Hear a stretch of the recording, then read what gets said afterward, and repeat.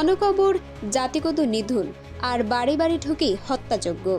সুদানের অ্যাল-ফাশার শহরটি এখন এক জ্বলন্ত crime scene. Rapid support forces বা আরএসএফ এর দখলে যাওয়ার পর সেখানে কি এমন ভয়াবহ গণহত্যা চলেছে যে জাতিসংঘ জরুরি তদন্তের নির্দেশ দিতে বাধ্য হল। চলুন জেনে নিই সেই শিউরে ওঠা সত্য।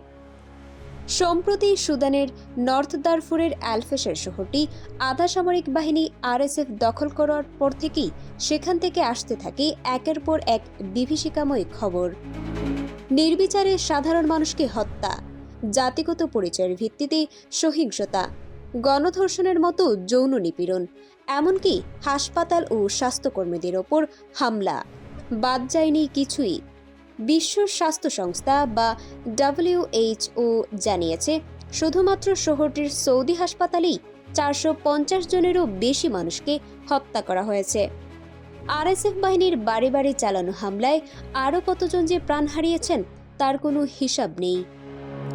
এই পরিস্থিতিকে পূর্বানুমানযোগ্য এবং প্রতিরোধযোগ্য এক বিপর্যয় বলে উল্লেখ করে জাতিসংঘের মানবাধিকার প্রধান ভোলকার তুর্ক বলেছেন, অ্যাল-ফাশার এখন একটি অপরাধস্থল। অবশেষে গত 14 নভেম্বর জাতিসংঘের মানবাধিকার কাউন্সিল এক জরুরি বৈঠকে বসে এই নারকীয় হত্যাকাণ্ডের পুঙ্খানুপুঙ্খ তদন্তের নির্দেশ দিয়েছে।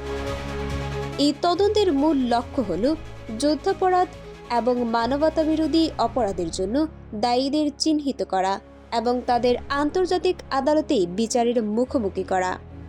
একই সাথে এই পদক্ষেপের মাধ্যমে সুদানের নিরীহ বেসামরিক নাগরিকদের সুরক্ষায় আন্তর্জাতিক চাপ আরও বাড়বে বলে আশা করা হচ্ছে। লক্ষ লক্ষ বাস্তুচ্যুত মানুষ আর দুর্ভিক্ষের হুমকির মুখে থাকা সুদানের জন্য এই তদন্ত কি শেষ পর্যন্ত ন্যায় বয়ে আনবে? আপনার মতামত কমেন্টে জানান। এই ধরনের গুরুত্বপূর্ণ আপডেট পেতে আমাদের সঙ্গে থাকুন।